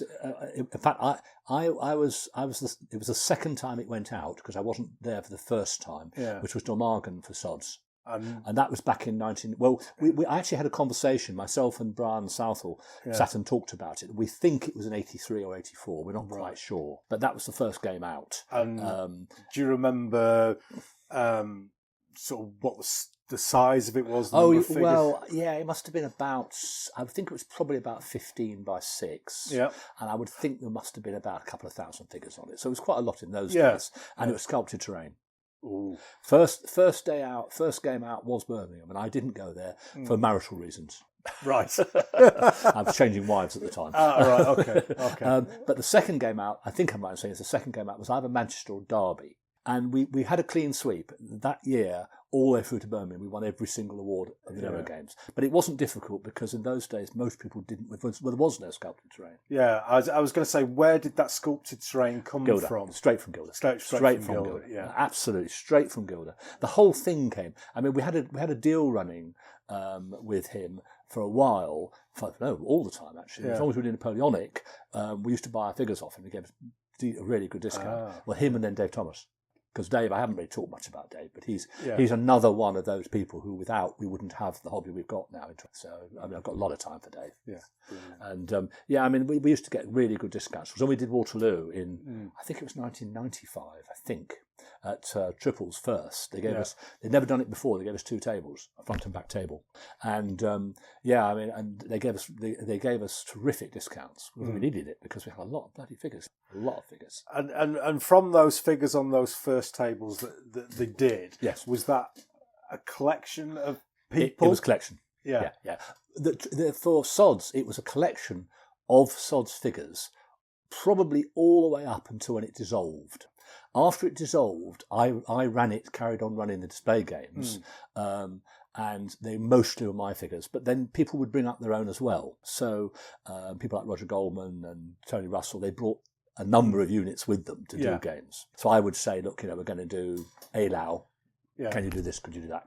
And then we carried on that for a while, actually, like that. So it was quite a coincidence then to get a similar group of like-minded people in the same place with similar collections. Well, as I explained, it all came about because of this school, because of H. I mean, he started this, really. Yeah. And because we then went on into Lloyd's garage, built up these figures, and we all got into them. So you started off with things like, I mean, Lloyd used to have Brunswick Lancers, but he liked them and they were very effective. Yeah. and then others had all sorts of strange things. And it just gradually developed. And I mean, and then of course we realised one morning that we'd all collected things, some of which were no use. So I had, for example, a load of minifigs, including Bavarian Cuirassiers and Bavarian Lancers. And I don't really remember. Do you remember Andy Townsend? Yes, I do remember. God rest his soul. Yeah. Well, he used to love them. He used to swear blind that they were obviously there, even though they weren't. And so because minifig did them. Yeah. So we actually got to a point as a group where we suddenly realised we got stuff we couldn't use either. So then we thought, bugger, we've got all these figures we can't use. Yeah. So I mean, but it was mostly, I mean, certainly up until S.O.D.S itself really dissolved. It was mostly, dissolved. Stopped doing demo games as S.O.D.S 1. There was another group called S.O.D.S that carried on with some of the people from the original group, which I suppose was just as much S.O.D.S, but it wasn't me. And they did do demo games, so I hardly ever came across them. But we very much, it was a combined thing. This guy, Tony Russell, you've heard me talk about, who has died, unfortunately, he had a wonderful collection of figures. And he was painting figures to a standard that used to make you absolutely sick. Yeah. And you'd think, how did he do it? Yeah. Part of life. And do you remember the conversation before you put the first game on? Do you remember what was the drive behind doing that? No. No. I honestly, genuinely don't. And in fact, I was. You see, what happened was I was in Birmingham until 1976, I think it was, and I moved up to London for 3 years. So I used to go and play with them and go and see them, but I didn't have as much contact with them. Yeah. So when I started coming back to join them, they were really, that's when they were planning to bargain. I moved to Swindon, which sounds like a long way, but it isn't from Birmingham. Yeah. It's only an hour and 20 minutes, hour and a half. So I started going up there, and they were doing the planning for it then. Yeah. So I joined up. We had those. Have you seen the ridiculous orange T-shirts, same colour as yours? Yes, I remember those. Yeah. And the big banner, S.O.D.S do it in the grand manner. Yes, I remember that as well. I think most people do. Yeah. And I think, really, honestly, I think that the people who really got that first game moving, I wasn't one of them, to be honest. And it wasn't really until the second outing of the game I actually took part, and I started doing the handouts, doing the handing out, and I think just gradually it grew from there. And you were obviously moving in and out of that group from that conversation there. But was it a group that met like a Wargames club? Yes, they played regularly, and I used to come up from Swindon. I used to drive up, would you believe? I used to drive up in the evening and then go back in the evening. Wow. I know.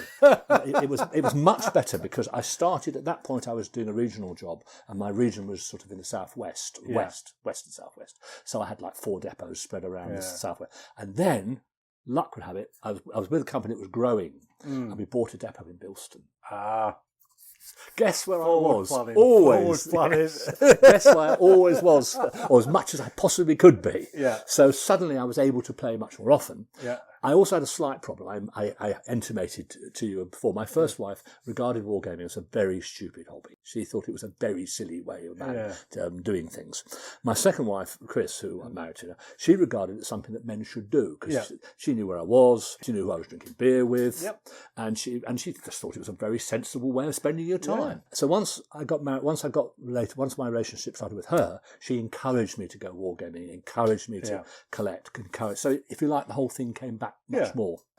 Came back together perfectly. Yes, it did. Perfectly. And it's a sign of a good operations manager to be able to be in the right place at the right time. I know. I used to say that. I used to say that. So how did those games develop then from that first one that you talked about? Well, I'm not going to bore you with it, but over there I've got a big brown-green folder with about 50 of them in it. Yeah. We basically just gently expanded. We started with Demargan, and then we moved on to a couple of historical ones, Thamingul Goliman, a couple of other ones of the Russian campaign, smaller, and we started getting heavily putting the history in more, getting the war, getting the orders of battle sorted out properly, organising ourselves so we could get the stuff painted, either painted. In my case, I missed a name out actually. The other person I used to get painted was a guy called Matt Warren. Right, I don't know Matt. No. Have you heard of him? I've heard the name, but I can't put responsible for quite a lot of painting. Yes, right. Yeah. I've still got some of his stuff. There are a number of people who've got a lot of his stuff. There's a guy called Phil Garner who's got a lot of his stuff. Yeah. Very good painter, very nice, but very different style, a bit more glossy than some of the stuff I've got now. And so I used to go. We'd go along to the club and go, right, we need 8 Russians, Chris. Okay. Mac, if I send you, if I bring you over 8 battalions of Russians, could you get them done in? Yes, of course I can. Yeah. So that's the way it worked. And it worked really well. And we carried on like that. And of course, that's the other reason my collection started to grow very seriously. And we tended to do one game normally a year, though sometimes we did a small one as well. Yeah. But it tended to be one game. And we used to go to Birmingham, to Fiasco, to Derby, to Sheffield, to Manchester. And then Ladywood, the Bowling in Birmingham. Well, I've already said that, haven't I? We used to go down to Western Supermare sometimes. Yeah. Because we had a couple of guys in the group who I brought with me, who came from Swindon. We did do a little. We didn't do much in London at all. Yeah, I was going to say, did you try saloon? We did a couple of forays. Yeah. We did a little bit, and did one at Kensington Town Hall that broke my heart. Well, it felt like it anyway. I've never had anything. It was so difficult. I mean, I'm sure people have told you stories of it. It was just, murderous. Park, you couldn't stop. Yeah. It was difficult to get in and out of the place. It wasn't as interesting as Sheffield Triples. Did you do Sheffield Triples? Oh, yes, many times. Yeah, well, imagine taking 18 feet's worth of these great solid boards, which were constructed by another friend of ours who's died now. Yeah. And then he made the first 30 or 40 feet of them. But the only problem was, it wasn't until I got my first set, I realised they surfaced them in concrete. They're very durable. Yes. You can spill a pint of beer on them. Yeah. No problem. But you get 4 of those in your arms. Yeah. And of course with triples you had to park quite a way away. Yes. So you trolley them across to the octagon, or whatever. Was it the octagon? Yeah, I think it was the octagon. Yeah. Up the so it went on. Yeah. So I mean, and so we basically just kept planning, kept expanding. Yeah. And we got to the point where we were doing a number of games every year. I think also what happened though a little bit was, I think they got to a point we did Waterloo, and I think in many ways that was the end for us anyway. Yeah. I think we'd been doing it for 10, 12 years, and I think 1 or 2 of the guys were getting a bit. Some of us more obsessive bastards just didn't really care. Grind on. Absolutely. So I think really looking back on it now, I think probably, though it took a while after that before it broke up, I suspect that was the beginning of it. And you kind of mentioned there the process of doing one game a year. So how long would the planning process take before that? Near enough 6 months, 9 months beforehand. Yeah, I mean, and we, yes, I mean, it was a long process. I mean, the Waterloo one, I think, took us a year. My memory was it took a year. Whether it did or not, I don't know. And did you do most of the planning? Or? No. In those days, it was completely joint. We all did bits of it. Yeah. I mean, and we all added things to it. I mean, Tony Russell did a lot of the actual physical planning. He did a lot of the map. He was very much a backroom man. He was very much very quiet. Yeah. Not one of those people. But he did a lot of the planning for it. He was very, very knowledgeable. I like to think nowadays I know a lot about Napoleonic Wargaming, and I probably now know about as much as he did then. He was very, very good. And so he did a lot of that. And then we did things like I would organise the handouts and get them printed, because that was nice and easy, and I could do it. And then once one of the other guys, I think Roger Goldman and one of the other guys, they organised the T-shirts. And then they had sweatshirts, and so on. So it was a kind of a lengthy process to get it to that point, get it on the table. Did you have a dry run before you... Sometimes, depending what we were doing. Yeah. But we were pretty damn confident. Yeah. I mean, without being rude, I mean, we'd all been doing Grand Manor by that time for a very long time. Yeah. We all knew what we wanted to do. We never used to fall out really in those days. We generally got on well together. We just used to get on with it. And maybe the first day out, we maybe 1 or 2 things we weren't totally happy with, so we'd alter them for the next time. And something that's kind of disappeared now from the Wargames calendar is the 2-day show. I know. I just like to talk to you about what kind of difference that made to the games that you could put on, and how they worked with the audience, which we talked a little bit about. I think 2-day games were the most satisfying for us to do. Yeah. Because the 1-day games were perfectly okay. They were good games and we got on with it. But the 2-day games, particularly if you could set them up the night before, which you could often, you could get at 2 days gaming. People would come for 2 days and watch you. There were times when you actually had people, 3 people deep watching. When it particularly, you get people come and have a look on Saturday, come and have a look, see what you were doing, have a chat, and then they go, and then they come back, and then on Sunday you start getting more people coming because it's getting somewhere. We always used to try and get them to come to a conclusion. Didn't always, but we tried very hard. Because I'm struggling to think now. Sheffield Triples have gone. Derby used to be 2 days. It was originally, I think. My memory is. They were about the only ones. I mean, they were mostly one-day games. What used to help a lot would be if you could set the game up beforehand on the day. So if you get in and get it set up, at least you knew when you turned up at 9 o'clock or 9:30. Ready to go. The worst thing was, I used to say laughingly, that the enemy of a good game is a good curry. Yes. Too much the night before can make a huge difference. And a couple of pints of beer. So looking back on those S.O.D.S days, then what are probably the most memorable games for you from that period? Well, Waterloo was outstanding. Yeah. Waterloo was one of the great games. Really enjoyable. Dormagen itself, because it broke all the new ground. After that, really, just most of the games were really good. I can't think of any one particular one with the S.O.D.S that stands out more than others. They were all really good, exciting games. All Napoleonic. Nothing but Napoleonic. Nothing wrong with that. And all Napoleonic, all Grand Manor, and all basically 28mm big terrains. And your collection of figures has obviously grown over time, and I take it was growing during that S.O.D.S time as well. When it came to the end and you started doing stuff on your own, was it Friends of Chris Flowers first and then Bramley Barn? That's right.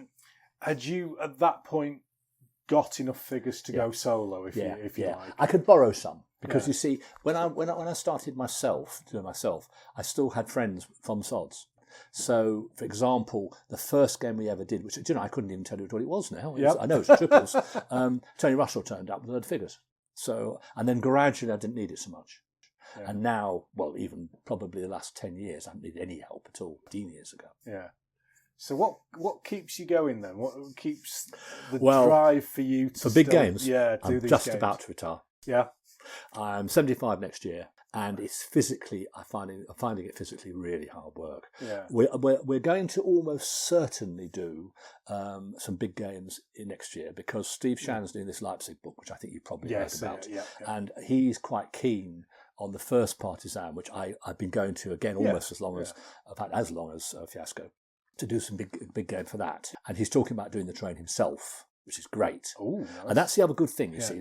One thing I don't do anymore is lug the terrain, because other people bring the terrain. But I'm getting to the point where I don't know. Maybe I'll miss it too much. Maybe I want to carry on doing it until I'm 90. You never know. You never know. You never know. You never know. No, you don't. So what sort of stuff have you done then since you've come away from the S.O.D.S with Bramley Barn? Well, we did a number of big Napoleonics. We did Eylau, of course, which was very successful. I think that was Eylau. Eylau for the 2000 triples. I think we did Gettysburg, of course, which was a very, very successful. We've done several ACWs. We've done a number of Cold War games, a couple of Cold War games. I mean, if you're interested in funny stories, I did my first ever Cold War game at Partisan, and it was a big table, all covered in stuff. I don't know, maybe you saw it, maybe you didn't, and it looked like any other big game, and I was standing there, and people were going by, and without fail, people go by and go, "Oh, there's another Second World War. Hang on, that's a MiG-19." And then, of course, we had the ultimate moment, because we're very proud of ourselves. We know everything there is to know about it all. And these three girls came along and stood around and started talking to us about it.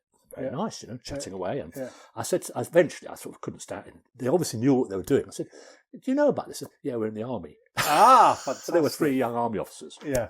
So we did that. I hadn't done much Second World War. Done very little ancient, one or two, because there are a couple of outstanding ancient presenters. Yeah. And I almost feel that I can't match them. So I'm almost not tempted. I can hold my own with Napoleonic, with the exception probably of Bill Gaskin. I can more than hold my own with them. But the ancients, I love doing them, but it's not really appropriate, because other people do them as well as I do. Probably better. But there's been a move away from the 100% Napoleonics to try other things. Yeah, I've probably not done Napoleonic for 5 years, 6 years. I do them occasionally, but I don't do them that often nowadays for demo games. And I think it's because people didn't seem to be, at least I got the impression that people weren't as interested. However, at Newark this year, where we did the ACW game, about 20 or 30, no more than that, probably 30 or 40 people who I know came to me and said, when are you going to know a Napoleonic one? Ah, brilliant. Brilliant. So I said, well, so that's why we're probably doing it next year. Yeah. So it'll be sort of a farewell tour. Could be a farewell tour. T-shirts, indeed. Orange T-shirts. Yeah, ought to be. Chris Flowers' farewell tour. Yeah. I think you'd sell loads of them. Yeah. And I have a feeling, you see, that I don't want to be like these people who do farewell tours and then come back every year. Yeah. There are one or two famous singers for that, aren't there? There are. Yeah. Very famous. Yeah. The ACW collection, is that yours? Or? Yes, it's mine. Yeah. That came about again by accident. I was at one of the shows doing a big demonstration game, and Jerry Miller had already. And now you asked me whether I bought things. I bought my Bavarians from Jerry. Jerry had done them for the one. I think it was a Borodino-based game. I think it was. Yeah, I'm sure it was at the Wargames Centre with Gilder, because he used to play out there with. And I bought it from him. A year had gone by, or 2 years, and he came up to me and said, "Chris, have you ever thought of buying American Civil War?"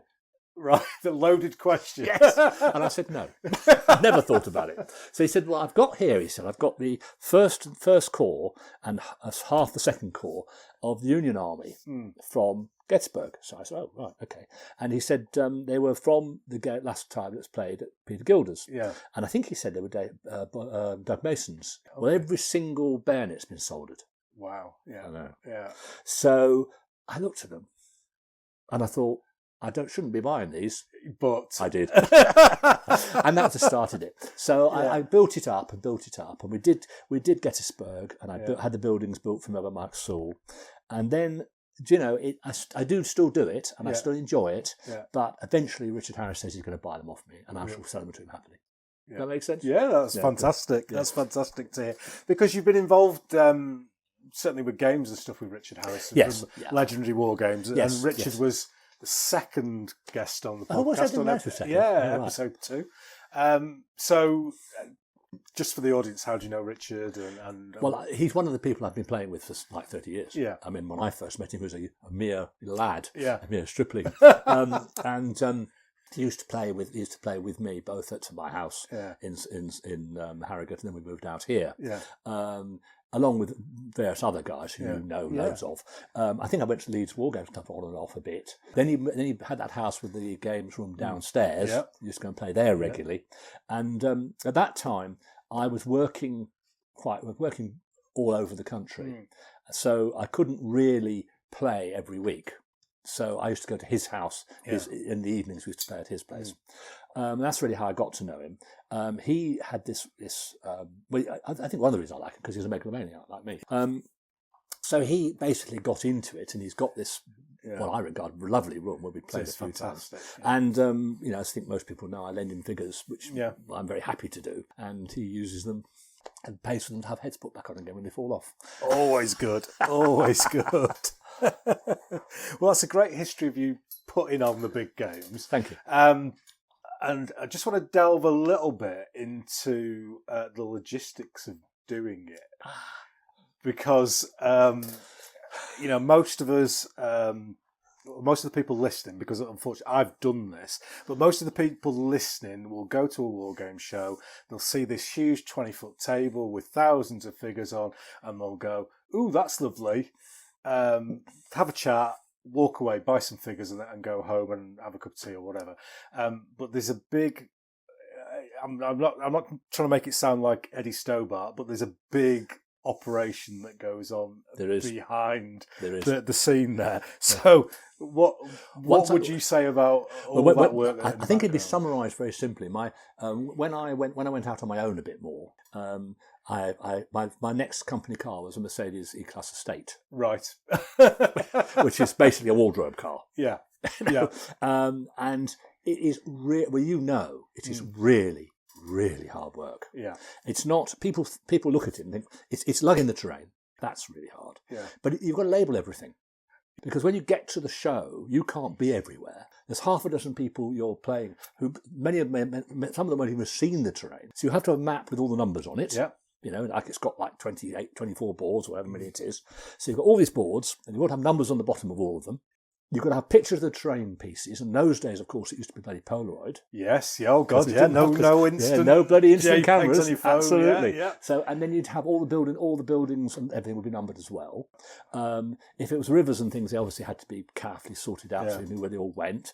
And then, of course, you had to have an army list. And every tray had to have in it the army list in it. Yeah. So you knew that was the first corps and the second corps and all that sort of thing. So, I mean, I reckon it used to take me about 2 months to properly prepare. Yeah.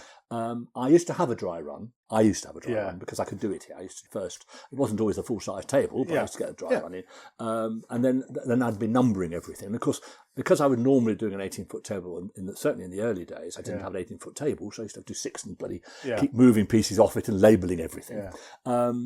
So that was really hard. It's good when you've got enthusiasm. It's not just your enthusiasm, and I think you'll recognise this. Yeah. You need 4 or 5 people who really will do it, and not only will do it, but will commit to doing it and won't let you down. Definitely. Because if they let you down, you're stuffed. Yeah. You really are stuffed. And then, of course, the worst piece of all, and I'm sure you'll recognise this, is at 3 o'clock, 3:30 in the afternoon, it's time to pack up. Yes. The hall's emptying out, and you've got to pack it all up, box it up, put it onto tray, or put it onto bloody whatever you're conveying it, and then fight your way through all the various other people and get it all in the vehicle and away again. Yeah. And then, horror, shock, I'm home. Yeah. Take it all out. Yeah. Put it all back on the shelves. So it's not you do it so you know what it's like. It's hard work. I don't know about you, but actually doing big games altogether is quite hard work. I mean, I do a game, if I do a game here, even the Assassin's one, I probably take, 3 or 4 hours to plan it.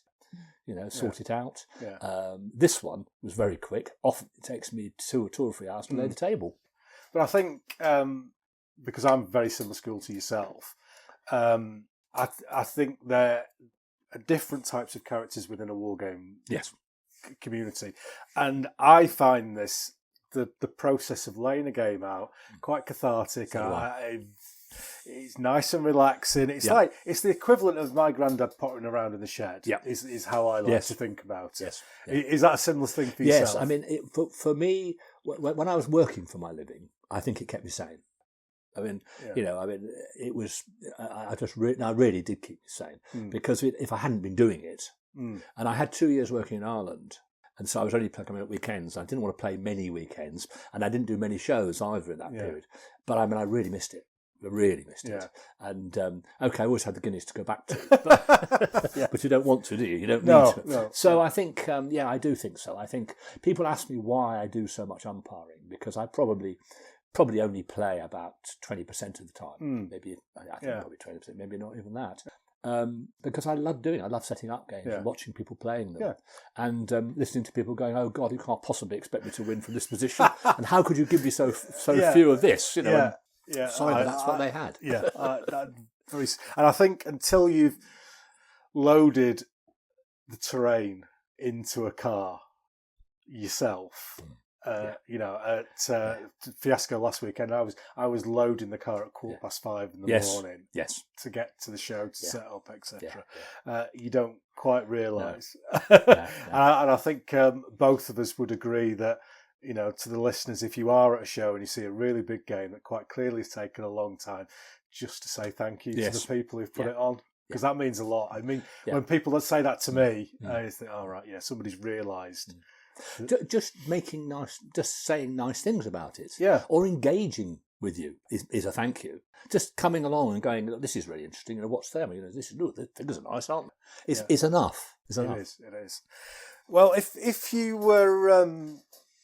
Now you're retired and you've got time to write a book, and you were writing Chris Flower's Guide to Putting on Big Games at Shows.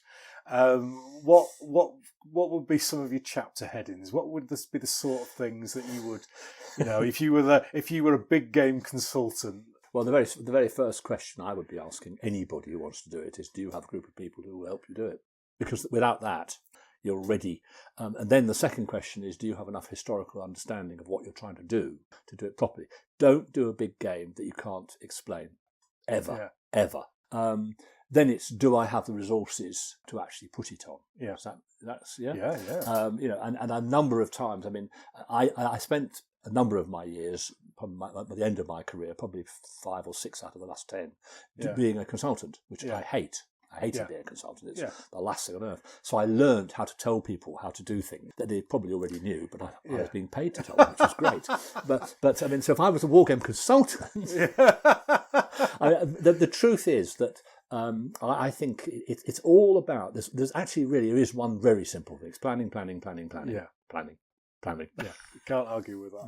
No. And I think that's what my book would be called. Planning. Planning, yeah. Because it's just...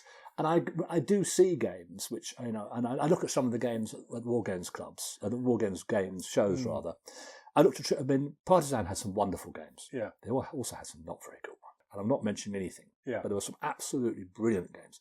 And the other thing that does, as I said to you before, makes me a little bit unhappy is the people not playing a demonstration game. Yeah. Now, I understand why they don't. Yeah. I really, really do understand. Yeah. But I'm not sure why you do it. If you just, I almost feel that a demonstration game, which is not being played, is a vanity project because you're not giving anybody anything. Just a visual spectacle rather than an actual game. And I'm just not sure how really, I don't know how valuable that really is. Something you haven't mentioned. Yes. And I'm going to suggest that this is a chapter title for your book. book. Oh, yeah, go on. 10%, that's all I'm asking. Yeah. But it's something that I remember meeting you at shows, and it's to have that person who is the voice of the game, who can talk to people, who can hand out leaflets, who can engage in conversation. And you were that person, and I try to be that person. How important is that? It's complete. You shouldn't be doing it unless you've got one. You shouldn't be doing it at all. There's no point in doing it unless you've got people who can talk about it properly. Ideally, it's the game designer. Yeah. It's the person who put the game on because they're the ones who can talk about everything. I've got into detailed conversations, I'm sure you have, about how to construct wargaming terrain. And that's great. You know, you do it, don't you? Yeah. Where do you buy the figures from? You know, tell me about this game. Yeah. And you get people who, the last people on earth you expect to, are interested in it. Yeah. You know, and so I think that person they're not the most important person. Everybody is important, but they're essential. Yeah. I've been to Partisan was a very good example of it. There were a couple of really great games there, and I stood at one of them, looking at it for about 10 minutes and went away and came back 10 minutes later and stood there for another 10 minutes and went away. Yeah. Why bother? Yeah. It's being able to engage in that, and I mean, sometimes it's not always possible to speak to everyone because you're involved in a conversation and you're aware. It happened to me quite a few times on Sunday. I'm aware of people waiting to talk, and I don't want to shorten that conversation to continue that one. So it's quite not a delicate operation, but you do have to be aware of what's going on. It's also very difficult when like you are, and I am as well, pretty well known in the business. Yeah. Is you're standing there giving things out to somebody, and one of your mates comes along and wants to talk to you. And I want to talk to them because I hardly ever see them. But over there is a couple who are really interested. I can see that you can smell when they're really interested. You know, or somebody taking good photos and obviously wants to hand out and just quickly. Yeah. And you want to go and talk to them. And it's a real problem to do that. A real problem. Do you think that the display, I'm not talking about the game itself, but I'm talking about the display around the game. Yes. Do you think that that's something that hasn't really developed and that could be maybe pushed further? Yeah, I mean, I don't know whether you do remember, but for a long time we had these big display boards up, S.O.D.S. Yeah. Yeah. I've still got the boards, but I haven't got a way to put them in the vehicle anymore, and I'm struggled to get people to engage with that bit of it. Yeah. Yes, I mean, as I think I said to you earlier on, we really did a couple of games. We did Lutzen at Sheffield Triples, I think it was. And we actually, by the way, the real Lutzen, not the one you're thinking of. Yeah. Though we did have a very nice statue of himself. Yes. But anyway, and we actually had this thing, I think I said to you, a piece of paper. It had a chart turn the page over. Period 4, Russians are doing that, and so on. We've done it in the past when we did Jutland. We had a huge television at the end of the table, playing documentaries about Jutland. That's great. Yeah, see, I think we're kind of, as a hobby, we're missing an opportunity. We're getting some great tables, like you say, Partisan is a showcase. It is. But when you look across the hall, there's nothing like big banners like the S.O.D.S. Do it in the grand manner. Yeah. There's nothing dragging your eye to that table, and regardless of how fantastic your figures and terrain is, unless you've got a pair of binoculars from 30 metres away. I agree. I agree. I mean, I go round them and actually struggle sometimes to work out what the hell I'm looking at. Even, I need to because I'm getting old and short-sighted, but also because there isn't enough about it, and I'm going, what is this? Why? What am I looking at? Yeah. Well, we certainly would be looking forward to Chris Flowers planning. Yes. 27 chapters, all called planning, with an index, ladies and gentlemen, with an index, without any shadow of a doubt. Yeah. We're coming to towards the end of the interview, but there's a couple of questions just to finish off. And you've sort of answered this one already, but are there any ambitions, big game-wise, that you've never been able to fulfill? Not really now. I mean, the only game... Well, what we will do next year, probably at Legendary Wargaming, and I don't know whether Richard will then use it afterwards. I would quite like to do Leipzig. I don't yet know... the scale would have to be 1:40 because even I haven't got enough figures to do the full-sized army. And I would quite like to do that. Yeah. But I've been lucky enough to do pretty much... what you've wanted to do. Pretty much. Pretty much. And would Leipzig would, I take it you would have to get a hall or something. Well, we'd use Richards. Size. Probably use Richards. Richards. Use Richards and use his 3 tables. I keep forgetting I've got more wargaming friends with even bigger rooms. Absolutely. Yeah, absolutely. So I'm just going to finish off by introducing a new section. I've not told you about this, but this is a new section into the podcast that I'm going to continue on from here. Radio 4, I think, do it. Desert Island Discs. Oh yes. So I'm going to do Desert Island Wargames. Yes. So you're going to get you shipwrecked on a desert, and you can have as many players as you want. But what would be the game, the scale, the period, the battle that you would have on the desert island? I'd probably do 28mm Napoleonic Eylau. Yeah. Yeah, and that's your favourite. I've done it battles. Before. Yeah. It's particularly spectacular. It has all that heavy cavalry. Yeah, it's a very, very spectacular looking battle with a lot of different units on the table. And I think, Borodino is always tempting, but it's a very difficult game to orchestrate. I've always found Borodino a bit of a slog. It is a slog. Yeah, Eylau is more interesting.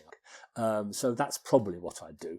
If I was going to cheat, I'd say I'd have a really nice big peninsula table, please, and I could just do loads and loads of different peninsula battles. But that was probably cheating. But I've not, as it's the first time we've done it, I've not really done the rules for Desert Island Wargaming. And can I take one book with me? Yes, you can. Yeah, I'd almost certainly take Chandler's Napoleonic, the Napoleonic one, the classic, Campaigns of Napoleon, which is about that thick. Yeah. I mean, I've read bits of it. I've never read it all.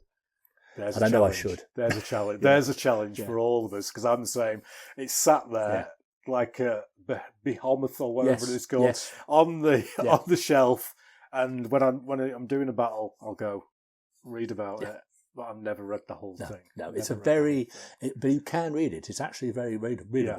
Very, very fine author. Yeah, lovely chap as well. Yeah. I didn't know him. I've heard of him, but I've heard him actually speak. I've never seen him. Yeah, no, I'm similar, but I've got friends who worked with him. Yes, actually, I've heard people talk about that because he was at Santos, wasn't he? He was a lecturer at Santos. Yeah, that's right. Brilliant chap. So finally, Chris, have you got a question for me before we finish? No, I can't really think of anything particular. Maybe one day you'll let me come and play one of your games at your place. Always. Yeah, that'd be really nice to do. Open invitation. Yeah, thank you very much. Well, I need to actually tell me when. But I know what you mean. But because you do periods I don't do. Yeah. You do, apart from your Italian Wars, you do English Civil War. You do things that I don't do. Yeah. And that's what I'm interested in. Yeah. Apart from this guy Richard Lawrence has got me into Clash of Eagles, which is 15mm, and I love it because it's tiny, small scale, big scale, but completely different. Great stuff. Well, have you seen my 1/700th World War II stuff? No, I haven't. World War II naval. Oh yes, I have. Yeah, yes, I love it. I love that. Yeah, I like that. That's a little bit crazy. No, very good. No, very good. Well, it's been absolutely fantastic having you. you as a guest. Thank you very much. Much appreciated for your time today and inviting me over and giving me sandwich and drinks, which is always the way to Yorkshireman's heart. Just want you to say good night to the audience. Good night. Great to have this opportunity to talk to you. I hope that those of you who've met me enjoyed meeting me, and I hope that in the future I'll meet some more of you. Lovely. Thanks very much, Chris. Good night, everyone.